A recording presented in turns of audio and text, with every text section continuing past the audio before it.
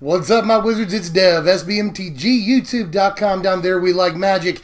And have you heard the good news? Or at least, I think it's good news. Aetherworks Marvel officially banned in Standard. That's right, they actually did it, guys. Now, Marvel is banned in Standard effective June 19th in Paper Magic, so you got one more F&M to play Marvel if you want to. And it's effective tomorrow, June 14th, on MTGO. Now, as far as the actual banned and restricted announcement article, I think it's actually a really interesting read. If you haven't read it yet, I'm going to put it in the description. So when you get done watching the video, go read the article if you haven't yet. Because usually banned and restricted announcements, the articles are relatively cut and dry, you know? They use relatively dry language to explain their reasons for banning or restricting cards. But this time I feel like they use slightly more colorful language. It appears as though at times the article is almost defiant in the sort of verbiage that it's using, and then other times it's also apologetic. Now, as far as the, quote, defiant language in the article, Wizards goes out of their way a few times to let us know that they don't feel like Aetherworks Marvel is an entirely oppressive deck in this format. And they even provide a bunch of different matchup data from MTGO that they've been collecting over the last few weeks. And it does seem like it's probably a mountain of data, and they give you, you know, what's its percent matchup against all the most popular decks in the format. And their data does show that most decks in the format have above a 50% matchup with Aetherworks Marvel. The only ones that don't are, I think it's Mono Black Zombies, like a 40%, 38% matchup. And then, surprisingly, Blue-Red Control, which has like a 45% matchup. I would have thought that that would have done much better, but this is MTGO, so the data is skewed in some ways. You know, it's not like we're talking about a GP or a Pro Tour here, and Wizards also notes that in the article. You know, these Marvel tends to be more played at very high level events and a little bit more dangerous in the hands of higher level players. They also make sure to say that, but they still note that Marvel is a huge percentage of this format almost no matter where you go. The percentage is like 33 to 37% at most events, and that is way too much in most people's eyes. Ultimately, Wizards decided that the way they should explain this is that despite opinions, you know, prevailing opinions are that this deck is way too oppressive and, you know, it just takes up way too much of the format. The real reason that they ended up banning it is that most players just told them it wasn't fun, which I think is actually a good reason. And you can tell Wizards sympathized with the opinion that the deck just wasn't fun or healthy for the format because, again, they were a little bit apologetic in some of the language that they used in the article. They tell Teamer Marvel players that they can just play Teamer Energy. You know, deck uses a lot of the same cards. They straight up tell Teamer Marvel players that Teamer Energy is still a very viable in Tier 1 deck. Wizards also seems apologetic because they use the term ban fatigue themselves in their own article, and they believe that ban fatigue may already be setting in. And to sort of alleviate that a little bit, Wizards has said that there won't be another ban and restricting announcement until August the 28th. That's the day after my birthday.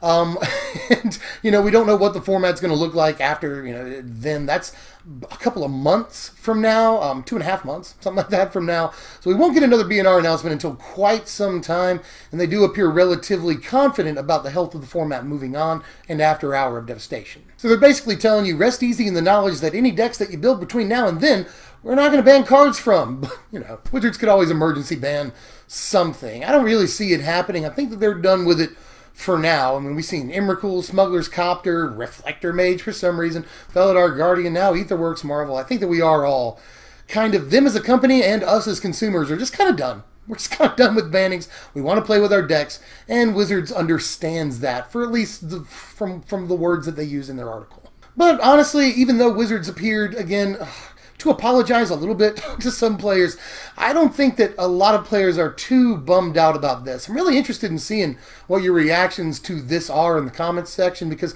I think that this banned and restricted announcement might be a little bit different. I think that there were plenty of players that didn't want this to happen. I think there were more players that did want it to happen. But I also think there's a contingent of players that could have taken it or left it. You know, I'm sort of more on the side of I think I did want it to be banned, but I also could have taken it or left it. I would have been fine if they hadn't have banned it. I don't think it was entirely necessary, but I do think that this is probably a more healthy format without it. And as usual, when they make a banning announcement, I can't wait to like dig our hands back into the soil of this format and figure out what we're supposed to do now, which I guess is the next question I have to answer. So where do we go from here? Well, I think that a couple of already popular decks are fairly well positioned at this point. You know, I think that vehicles is still going to have a strong foothold in the format. Recently, they've gone to Esper vehicles or even 4-color vehicles. It's Jeskai Black or Dark Jeskai, basically. You know, it's a Mardu that adds blue in this case. For counter spells, they use Spell Queller and Ceremonious Rejection out of the board. They'll also use Metallic Rebuke in the main deck as like a 2 of a lot of the time.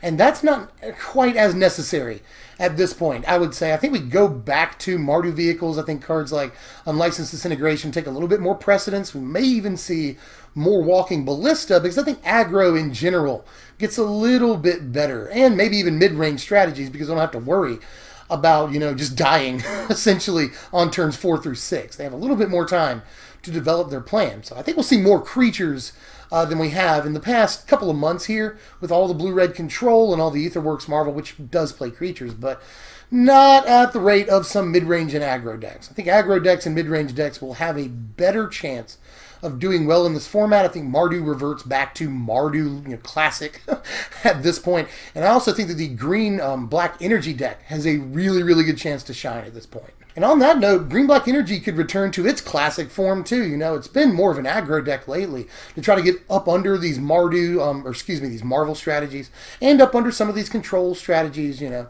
And also Marvel the sort of early and mid-game board presence of certain aggro decks like zombies. A lot of reasons why green-black has changed its sort of focus as a deck lately, but maybe now they can focus more on those mid-range options again, like Rishkar and especially Verdurous Gearhulk. May see him come back. Not entirely sure, but it does feel like these aggro decks that used to be mid-range decks you know, can revert back into their mid-range plans at this point. Not sure if it's going to happen, but it's a definite possibility. And of course, Mono Black Zombies is still a deck. I just name dropped it a second ago, but still, it's still a deck, and with more focus on removal plans probably be a thing. You know, Fatal Push will retake its prominence in the format, and Licensed Disintegration is coming back full force. Likely, again, all this is likely. I think that a deck like Mono Black Zombies with a lot of resilient creatures could really make its mark, you know. And obviously it had a really, really bad matchup against Aetherworks Marvel. You know, 40%, I think it's 38% on MTGO. And it's no secret that that deck fails against Marvel. So now that Marvel's out of the format, I think that Mono Black Zombies may have a serious chance to be real until all of its best cards rotate. But long story short, this actually opens up a ton of avenues in this standard. To the best of my knowledge, we don't have anything in the format that can kill on turn 4 or 5, or essentially force a scoop on turn 4 like an Ulamog can in the Marvel deck. The closest thing we have to that is maybe New Perspectives, which is a weird thing to say, but I think it's true. You know, Perspectives can win on like turn 5 somewhat consistently, and turn 6 all the time. So maybe New Perspectives has a place, but it's really, really weak to counter spells. But it does blow apart mid-range decks. It's got fantastic game against mid-range and even some decent game against zombies, so I wouldn't count out New Perspectives, but I also wouldn't count it in immediately either. There's also a couple of just single cards instead of decks that I think make it a little bit better, you know. I think Gideon returns to prominence, as much as I hate to say that. I mean, we're all sick of Gideon. He should have rotated by now, but then they returned to the old rotation structure, so we have to wait until October, I think, for this stupid thing to get out of here. But until then, I think that Gideon probably comes back. Especially if Mardu comes back, Gideon is very real again. And no matter how you feel about that, I think it's the objective truth. Same thing with other walkers, by the way. I think Liliana gets a chance to shine again, Last Hope, and maybe even the 5-mana Liliana might get a chance. You know, I think Chandra, who already sees a fair amount of play, will see even more play at this point. Chandra, Torch of Defiance, will see even more play at this point than she was. Especially, you usually see her in sideboards. I think now she'll just be a main deck card, you know. So I think that we're probably going to see more play out of walkers. Board wipes might get a little bit better. We'll see a little bit more Sweltering Suns here and there. Perhaps even Fumigate again. That's possible too. So I see board wipes getting a little bit better as removal gets better too. I think Heart of Kirin will probably return to prominence because, again, Mardu, I think, looks like a very real deck again. Maybe it'll come back from the sewers. And if it does, Heart of Kirin's going to be a prominent part of that deck. And I don't mean to make it sound like, you know, welcome back all the stuff you hated before. I mean, we should celebrate that it looks like the format will be at least diverse. And the format was diversifying before they banned Marvel. But now I think we see the return of aggro, more mid-range. Control is still a thing. We've got a couple of combo decks in the format, notably new perspectives. But I think this format will be reasonably diverse for the last few months here. I hope that I'm right about that. Again, Mardu could just be the de facto best deck again. Green-black might be a fantastic deck, and that's been around forever. So I don't know if it's going to be more of the same, but even if it is more of the same, I think that same will be diverse. Even if it's decks we've seen before, I think it'll be much more diverse than what we've seen in the last few months. There's one more thing that I want to point out about the article itself, and you'll read it again. Hopefully you'll click that link and you'll read it after this, and you'll come across this, and you'll be like, oh, that's weird, but I do want to point it out while I'm still here before I get out of here. Wizards says that they looked at other ways of making this happen without outright banning Aetherworks Marvel. They looked at restricting, which is an option that makes a little bit of sense, but they don't usually restrict cards in Standard, so I can understand why they went with outright banning. Now, they also thought of some weird stuff. They thought about, and I've seen this in mine and other YouTubers' comment sections. I've seen a lot of people suggest this. Some of you are behind this. But they also thought about doing a Yu-Gi-Oh! Style restriction where they basically restrict cards from being played in the same deck. So they're getting at that they wouldn't let Ulamog and Marvel be played in the same deck, but you could play them outside. You can play them not alongside one another. I think it's Yu-Gi-Oh! That does that, and that could have been an idea.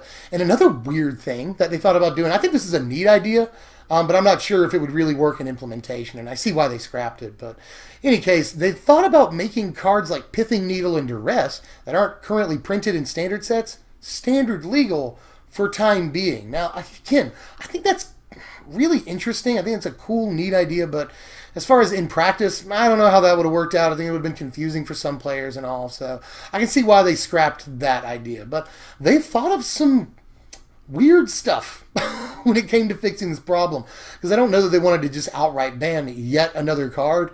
I think that Wizards is understanding that that may hurt some consumer confidence, but I also think that players that play at F&M and players that play on the competitive level, people that want to go to even just Pro Tour qualifiers and stuff, probably overall appreciate this decision. But I'm interested to know how you feel about it in the comments section. I can see people being on the fence about it.